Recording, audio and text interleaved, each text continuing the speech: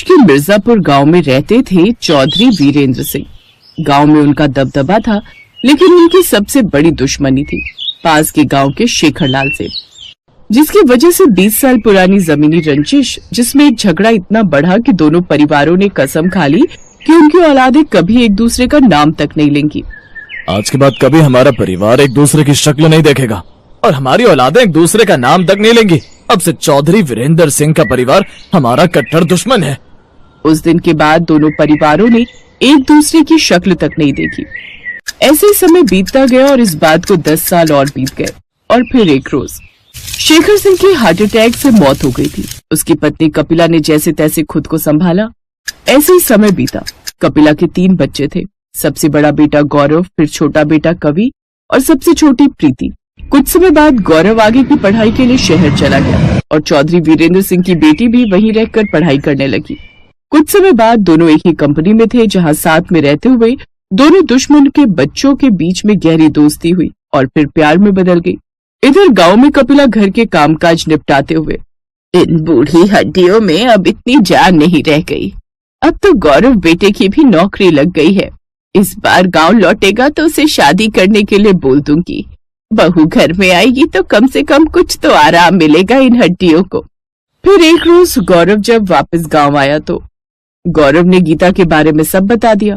दुश्मन की बेटी का नाम सुनकर कपिला बुरी तरह टूट गई और गौरव पर खूब गुस्सा करने लगी। कर भी मत लेना मेरे जीते जी, इस घर में वो लड़की बहू बनकर कभी नहीं आएगी, समझा तू? ये पहली बार था जब कपिला ने गौरव को इतनी बुरी तरह से डांटा था। उस दिन के बाद से कई चीजें बदल गईं। अब कपिला गौरव से कम ही बात करती थी। और फिर एक दिन दरवाजे की घंटी बजी। कपिला ने दरवाजा खोला तो सामने गौरव और गीता शादी के जोड़े में खड़े थे। माँ, गीता के पिताजी नहीं रहे। अब उसका इस दुनिया में मेरे सिवा कोई नहीं है। मैं जानता हूँ कि ना तो आप गीता को अपनाएंगी और ना ही मुझे, इसलिए मैं अपनी नई दुनिया शुरू करने जा रहा हूँ। हम बस आपका आशीर्वाद लेने आए। गीता और गौरव हाथ जोड़े कपिला के सामने गिड़गिड़ा रहे थे। कपिला की आंखों से आंसू बहने लगे, पर उसने एक शब्द नहीं बोला और उन दोनों के मुंह पर ही दरवाजा बंद कर दिया। ये सब मेरी वजह से हुआ है। नहीं, तुम खुद को कसूरवार मत ठहराओ। मैं जानता हूँ एक दिन ऐसा आएगा जब माँ मेरी पसंद पर गर्व करेंगी। गीता और गौरव वहाँ से चले। दरवाजे के पास खड़ी कपिला उनकी बातें सुनती रही और फिर वो जोर जोर से रोने लगी। ऐसे ही कई साल बीत गए। अब गौरव एक नए शहर में अच्छी नौकरी कर रहा था। उसके पास बड़ा सा बंगला था, कार थी, सब कुछ था। हाँ जी मैडम, शादी की सालगिरह मुबारक हो। माय डियर हस्बैंड, तुम्हें भी एनिवर्सरी मुबारक हो। बताओ क्या खाओगे आज? एक काम करते हैं, शाम को कहीं बाहर डिनर पर चलेंगे। अभी बढ़िया सा हलवा बनाते हैं और उसको खाते हैं। किरण, ओ किरण, क्या है? आपको चैन नहीं है क्या? हर 5 मिनट में मेरा ही नाम जपती रहती हो। अरे इतना जप अगर भगवान के नाम का करोगी तो स्वर्ग मिलेगा। बहू गुस्सा मत कर, थोड़ा सा हलवा बना ले, बहुत मन कर रहा है खाने का। मेरे पास दुनिया भर के काम है, ठीक है ना? एक तो आपकी बेटी किसी काम की नहीं है, सारा दिन तुम दोनों की सेवा में ही निकल जाता है मेरा। तो अपनी फरमाइशें जरा बंद करो, समझी? किरण मुंह घुमाकर वहां से चली गई और कपिला उसकी बदतमीजी देखकर हैरान थी। गौरव के घर छोड़कर जाने के कुछ ही महीनों बाद कपिला ने कवि की शादी करा दी थी। उसने किरण को खुद पसंद किया था, लेकिन शादी के बाद किरण के तेवर देखकर अब कपिला के पास सिवाय पछतावे के कुछ और नहीं था। तभी थोड़ी देर बाद कपिला को किरण के चीखने की आवाज आई। हाय, एक तो न काम की न काज की, दुश्मन अनाज की। और अगर तेरे से कुछ होता नहीं तो आराम से बैठकर ठूसना। कितना महंगा गिलास फोड़ दिया, अपने घर से लेकर आई थी मैं दहेज में। चल अब हट यहाँ से, लूली कहीं की। भाभी, मैं तो बस पानी पीने आई थी। मत आया करो देवी जी, हमें आदेश दिया करो, हम पहुंचा देंगे आपके बिस्तर तक। अरे तेरे इस दिव्यांग कोटे का सबसे बड़ा दुख तो मैंने ही झेला है। मेरा पति बेचारा कमा कमा कर मरा जा रहा है और ये यहाँ बर्तन तोड़ रही हैं। इसी तरह अगले दिन, भाभी एक रोटी और मिलेगी? हाँ हाँ, क्यों नहीं, हलवाई बैठे हैं ना यहाँ जो तुम्हें 56 भोग खिलाएंगे। ये कैसी बात है किरण, वो बेचारी बस एक रोटी ही तो मांग रही है। अच्छा, तो आप क्यों नहीं बना देती उसके लिए रोटी? क्या यहाँ सबका पेट भरने का जिम्मा मेरा और मेरे पति का ही है क्या? तू कब तक ऐसे बैठा रहेगा, कुछ बोलता क्यों नहीं? क्या बोलूं मैं? अरे एक रोटी कम है तो क्या हो गया? अब किरण बेचारी फिर से रोटी बनाए क्या तुम लोगों के लिए? माँ, तुम भी ना अभी इतनी बूढ़ी नहीं हुई हो, कायदे से घर का काम तुम्हें भी करना चाहिए। जैसे ही कवि ने ये बात कही तभी दरवाजे पर कुछ गिरने की आवाज आई। सभी ने दरवाजे की तरफ देखा। वहां गीता और गौरव मिठाई का डिब्बा लिए खड़े थे जो अब जमीन पर पड़ी हुई थी। सारी बातें सुनने के बाद उनका मुंह खुला का खुला रह गया। माँ, इतना सब कुछ हो रहा है आपके साथ और आपने एक बार मुझे नहीं बताया। अरे मैं तो मिठाई लेकर आया था, लेकिन मुझे क्या मालूम था कि आपके अपने ही घर में आपके और मेरी बहन के लिए इतनी कड़वाहट है। ये क्या बोल रहे भैया? एक शब्द नहीं बोलेगा तो, समझा? गौरव ने अगले ही पल उन्हें साथ में कार में बिठा लिया। फिर घर पहुंचकर, गीता, माँ और प्रीति का कमरा रेडी कर दो। जी बस अभी करती हूँ। ना, जाओ जाकर नहा लो, मन हल्का हो जाएगा। थोड़ी ही देर बाद कपिला और प्रीति नहाकर आ गए और फिर खाने की मेज पर। प्रीति, ये लो हलवा, तुम्हें पसंद है ना? और माँ जी, ये आपकी तुरई की सब्जी, आपको अच्छी लगती है ना? सुबह जब वो और प्रीति उठी तो देखा गीता उनके सामने एक ट्रे लेकर खड़ी थी। माँ जी, चाय में शक्कर कितनी डालूं? गीता की बात सुनकर कपिला उस दिन को याद करने लगी जब उसने अपनी बड़ी बहू को पानी तक नहीं पूछा था और उसे दरवाजे से ही लौटा दिया था।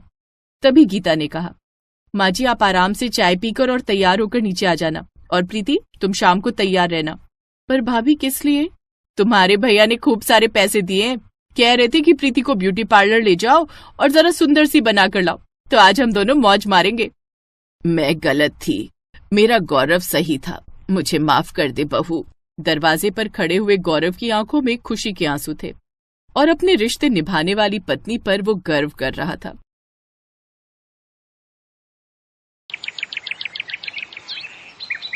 किसी गांव में विमला नाम की एक बूढ़ी औरत थी। वो अपनी गांव की सहेलियों के साथ किटी पार्टी कर रही थी। आजकल के लड़के लड़कियों का चक्कर मुझे बिल्कुल समझ नहीं आता, जिसे देखो वही लव मैरिज कर रहा है। विमला, तेरा भी तो बेटा जवान हो चुका है, देखना कहीं वो तो किसी लड़की के चक्कर में नहीं फंस गया। मैं ऐसा होने ही नहीं दूंगी।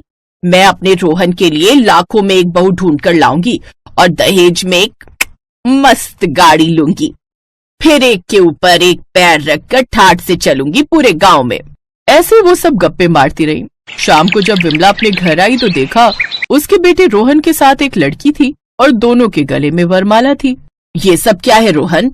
माँ, ये दिव्या है, हम दोनों एक दूसरे को पसंद करते हैं, इसीलिए शादी कर ली। आपको ये सब पसंद नहीं, इसीलिए नहीं बताया। ए लड़की, तू इस घर में नहीं रह सकती, निकल जा इस घर से। दिव्या एक मुंहफट और तेज तर्रार लड़की थी। उसने चिल्लाते हुए कहा, क्यों निकल जाऊं मैं? हाँ, मैं रोहन से शादी करके आई हूँ। अगर मुझे इस घर से निकालने की या मुझ पर अत्याचार करने की जरा भी कोशिश की तो मैं पुलिस में कंप्लेन कर दूंगी। तुम सब पूरी जिंदगी जेल में चक्की पीसोगे, समझे? इतना कहकर दिव्या अपने कमरे में चली गई। विमला का दिमाग खराब हो गया। किस बदतमीज लड़की से शादी कर ली है तूने? इतना कहकर विमला भी गुस्से में अपने कमरे में चली गई। वो कुछ कर भी नहीं सकती थी। रात को जब दिव्या खाना बनाने गई तब, मेरे लिए पालक पनीर बनाना। ये घर है, कोई होटल नहीं जो सबके लिए बना रही हूँ, वही खाना पड़ेगा, और मैं कोई जहर नहीं बना रही। ऐसे ही जब देखो तब इन दोनों सास बहुओं के बीच जंग हुआ करती थी। कहाँ विमला का सपना था दहेज में कार लेने का, और मिल गई उसे मुंहफट बहू। दिव्या भी रोहन के ऑफिस जाने के बाद हर रोज तैयार होकर कहीं जाया करती थी। ऐसे ही दिन बीत रहे थे। फिर एक दिन जब रोहन काम पर गया हुआ था तब विमला की सहेलियां उसके मजे लेने उसके घर टपक पड़ी। और विमला, कैसी चल रही है तेरी कार? बहू तेरी सुनती भी है या नहीं? तभी दिव्या तैयार होकर अपने कमरे से बाहर निकली। दिव्या, हम लोगों के लिए चाय बना कर ला। मैं कोचिंग जा रही हूँ, एक नौकरी के इंटरव्यू की तैयारी कर रही हूँ मैं। इस घर की बहू होकर नौकरी करेगी तू? चल जाकर चाय बना कर ला। दिव्या आग बबूला हो गई। मैं आपकी नौकरानी नहीं हूँ, ना ही आपने मुझे खरीद रखा है। मेरा जो मन होगा वो करूंगी। मैं वो पुराने जमाने की बहू नहीं हूँ जिन्हें आप जैसी सास दबा कर रखती थी। इतना कहकर दिव्या वहां से चली गई। बड़ी आई, यही है तेरी लाखों में एक बहू। चलो बहनों, घर चलते हैं। इधर विमला का चेहरा गुस्से से लाल हो चुका था। किस्मत ही खराब है मेरी, जैसा सोचा था वैसा कुछ भी नहीं हुआ। ना ही दहेज में गाड़ी मिली और ना ही पैसे। क्या फायदा हुआ शादी करने का? इस चुड़ैल को तो इस घर से निकालना ही होगा। अगले दिन रोहन के काम पर जाने के बाद विमला गांव में किसी पंडित जी से मिली। पंडित जी, आपसे तो कुछ छुपा नहीं है, आप तो सब जानते हो। मुझे बस कोई अच्छी सी लड़की ढूंढ कर दे दो जिससे मैं अपने बेटे की फिर से शादी करूंगी और उस डायन को बाहर कर दूंगी। आपके बेटे के लिए एक लड़की है? ठीक है पंडित जी, आप इसे मेरे घर भेज देना। विमला अपने घर आकर बैठी ही थी कि थोड़ी देर बाद पंडित जी द्वारा भेजी हुई लड़की रागिनी आ गई। अरे आओ आओ, आराम से बैठो। तुम इस घर की बहू बनने वाली हो। सामने किचन है, हम दोनों के लिए चाय बना कर लाओ। शर्माओ मत, तुम्हारा ही घर है। जी माँ जी। रागिनी चाय बनाने लगी। दिव्या ये सब बहुत देर से सुन रही थी। वो गुस्से में किचन में गई और ये मेरा किचन है, किसी अनजान को यहाँ परमिशन नहीं है, निकल यहाँ से। मुझे माँ जी ने बुलाया है, इस घर की होने वाली बहू हूं मैं। ऐसे दोनों के बीच लड़ाई झगड़ा होने लगा। एक दिन तो हद ही हो गई। दिव्या, तू अब इस घर से निकल जा। तुझे न ढंग से बात करनी आती है, न इज्जत करनी आती है।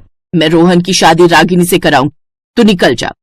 ठीक है, अगर रोहन इससे शादी करने को तैयार है तो मैं निकल जाती हूँ इस घर से। दिव्या उसी वक्त गुस्से में घर से बाहर चली गई।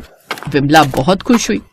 अच्छा हुआ चली गई, अब मैं आराम से तेरी शादी रोहन से कराऊंगी। शाम को जब रोहन घर आया तो उसे दिव्या नहीं मिली। अरे किसे ढूंढ रहा है तू? तेरी दिव्या ये घर छोड़कर चली गई, लेकिन तू टेंशन ना ले, मैं तेरी शादी इस लड़की से कराऊंगी। मुझे किसी से शादी नहीं करनी, मैं जा रहा हूँ दिव्या को ढूंढने। रोहन अपनी बीवी को ढूंढने चला गया।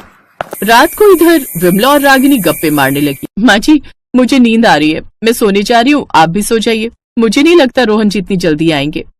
सही कह रही है तू, बड़े दिनों बाद सुकून की नींद सो पाऊंगी मैं। विमला अपने कमरे में जाकर सो गई। कुछ देर बाद अचानक बर्तन गिरने की आवाज से विमला की नींद खुल गई। अभी भी कुछ अजीब सी आवाजें आ रही थी। ये आवाजें कैसी? कहीं चोर तो नहीं घुस आया? देखना पड़ेगा। विमला दबे पांव आई तो देखा रागिनी घर का सामान चोरी कर रही थी। रागिनी, तू ये क्या कर रही है? तभी रागिनी ने बेलन उठाकर जोर से विमला की खोपड़ी पर मारा और भाग गई। विमला के सर पर गहरी चोट आ गई। विमला बेहोश हो गई। थोड़ी देर बाद रोहन और दिव्या वापस आ गए। विमला को इस हालत में देखकर दोनों हैरान हो गए। माँ जी को तुरंत हॉस्पिटल ले जाना होगा, इनके सर पर गहरी चोट लगी है। रोहन और दिव्या विमला को हॉस्पिटल लेकर गए। करीब 2 घंटे बाद उन्हें होश आया। सारी रात वहीं गुजर गई। आप ऑफिस जाओ, मैं माँ जी के पास हूँ। रोहन को अर्जेंट काम था, इसलिए वो काम पर चला गया। 4-5 दिनों तक दिव्या ने विमला की उस हॉस्पिटल में खूब सेवा की। अब उसके घाव भी भरने लगे, पर अभी तक ना ही दिव्या विमला से बात कर रही थी और ना ही विमला दिव्या से। एक रात, देखा माँ, आपको दिव्या पसंद नहीं थी, पर उसी ने आपकी सेवा की। जब से आप यहाँ भर्ती हो तब से वो कहीं नहीं गई, और जिसको आप लेकर आई थी वो चोर निकली। मुझे माफ कर दे बहू, आज से तू ही मेरी बहू है। माँ जी, आज आप डिस्चार्ज होने वाली हैं, पर इसके अलावा एक और खुशखबरी है। मैं जिस नौकरी की वजह से परेशान थी ना, उस नौकरी के लिए लाखों लोगों ने अप्लाई किया था, पर उन लाखों लोगों में से कंपनी ने मुझे चुना है। मुझे कुछ एडवांस मिला था, तो डाउन पेमेंट करके मैंने कार ले ली है। रोहन आज उसी कार से आए हैं। आज मैं आपको अपनी कार में घर ले चलूंगी। विमला की आंखों से खुशी के आंसू छलक पड़े। दिव्या अपनी सास को कार में बिठाकर गांव पहुंची। उसकी सारी सहेलियां उसे बड़े ही ध्यान से देख रही थी। ये खुशी विमला से बर्दाश्त नहीं हुई। वो जैसे ही कार से बाहर निकली, उसने दिव्या को गले से लगाया और जोर जोर से रोने लगी। रोहन ये नजारा देखकर बहुत खुश हो रहा था। अरे अब क्यों रोती है विमला? तेरा कार वाला बरसों पुराना सपना तेरी बहू ने पूरा कर दिया है। अब हर रोज ठाठ से घूमना इस गाड़ी में। उस दिन के बाद रोहन, दिव्या और विमला खुशी खुशी एक साथ रहने लगे।